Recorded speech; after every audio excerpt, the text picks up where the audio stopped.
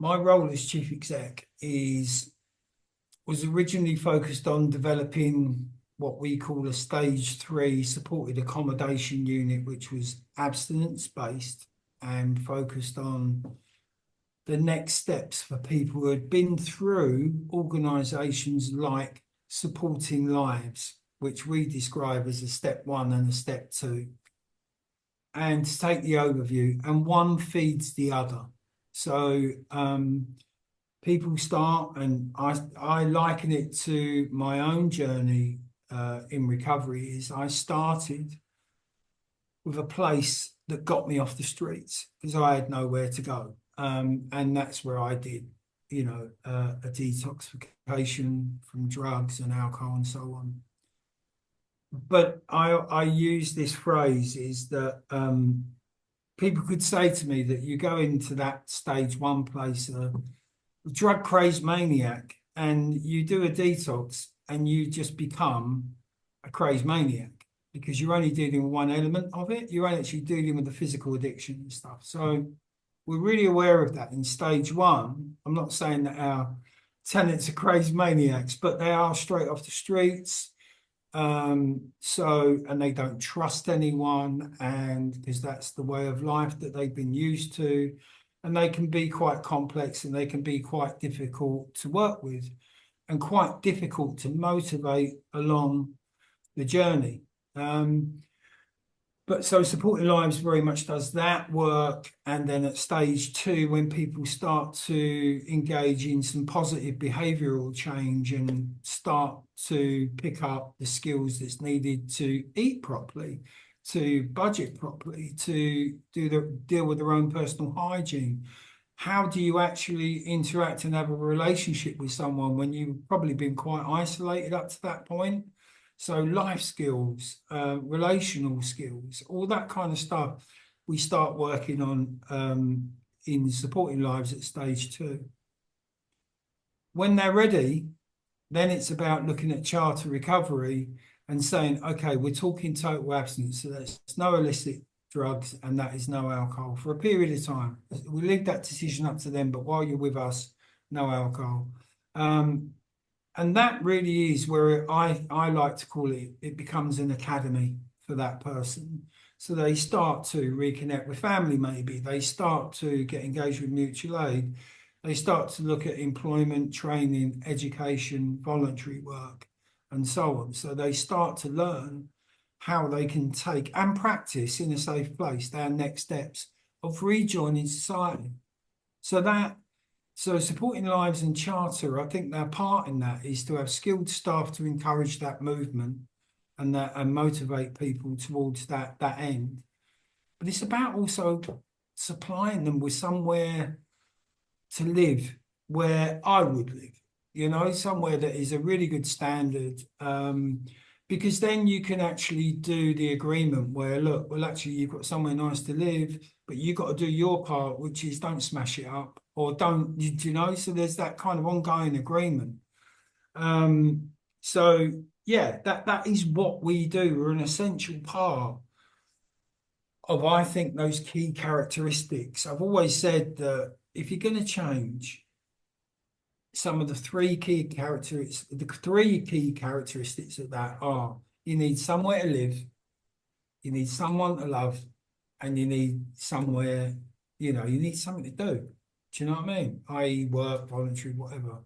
If you get those three elements in place, you start building up someone's worth, their self-worth. And who knows what would happen. Look at me. Do you know what I mean? It's like I can take that for myself. Look at where I ended up. In my wildest dreams, I didn't think that would happen.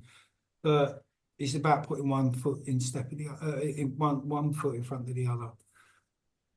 So that's what we do. We support people. There's no big time limits around it. It's person-centered. It's when they're ready. I guess why we do it, I wouldn't be here if we didn't do it. If somebody didn't do it, and I'd say, why wouldn't you do it? Do you know, because you tackle this whole big thing. Society really marginalises our clients, and the stigma against them is incredible. I really do feel like shouting at them that how bad do you think it will be if we weren't around, or organisations like this weren't around, because the government ain't addressing it. So that vital part that charities play in supporting and helping people forward, it's invaluable. And it's addiction, unfortunately, these days, and homelessness is such a factor in families. It's like, I think everyone knows someone with a problem, these days. And it's really interesting their attitude towards it. If it's mental health, they'll actually talk to you about it. We've only been there for the last 8 or 10 years where someone can talk about mental health openly and freely. But we've got to bear in mind that addiction was always treated under mental health. But we don't talk about that part. That part is still stigmatized. Drug use, alcohol. They all say, the common way is self-inflicted. Listen, believe me, when I was at school, when they said, Ray, what are you going to be when you grow up? I didn't say a drug addict or an alcoholic. Do you know what I mean? So it wasn't a conscious choice. I think that goes out the window the first time you have a drink, the first time you have like a drug, your choice. Well, no, your choice becomes, I want more of that, for whatever reason.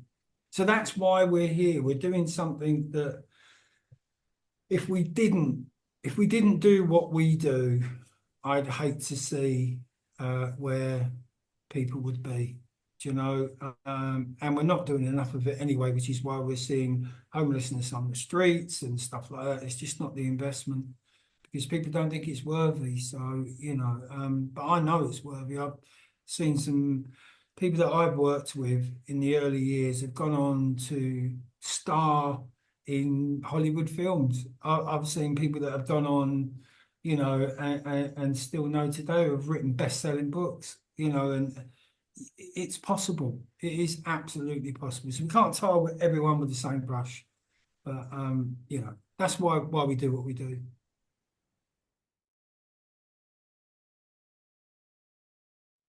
So the least favorite thing about the job for me, and it's no wonder that you go straight to people dying, losing residents, finding them,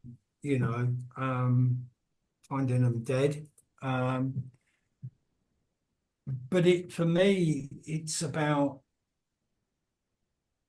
how can I put this?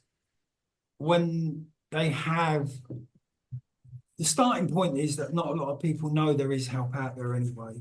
They've never bumped into somebody perhaps who's made a success of recovery, or, has been in recovery.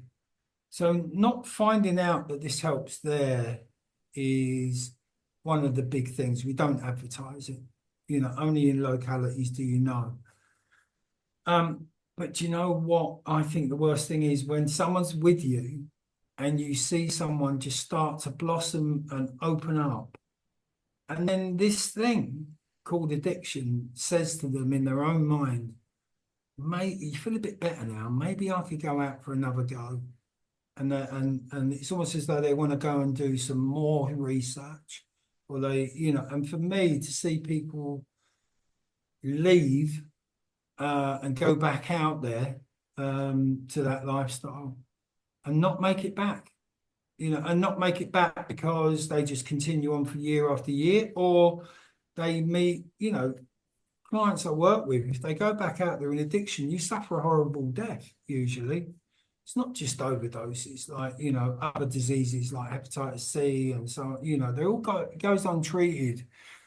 So that's the worst part, is to see someone come in, find the help, start to listen, but then something switches off and they go back out there and they want to have another go. And national statistics back that up by, usually they reckon that people in treatment, exposure to treatment, usually it takes people to go around treatment systems about 7 or 8 times before they get it.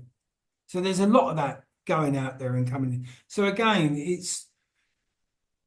we have to change people's expectations, because they think, well, actually, you've got a roof over your head, you're getting support, that's it, isn't it? Surely. No, because they're battling with the same demon that had them out there in the first place, and back out they go, and they have to do more research. And then the lucky ones get back, the other ones don't, and then you hear about them a year later or 2 years later or what.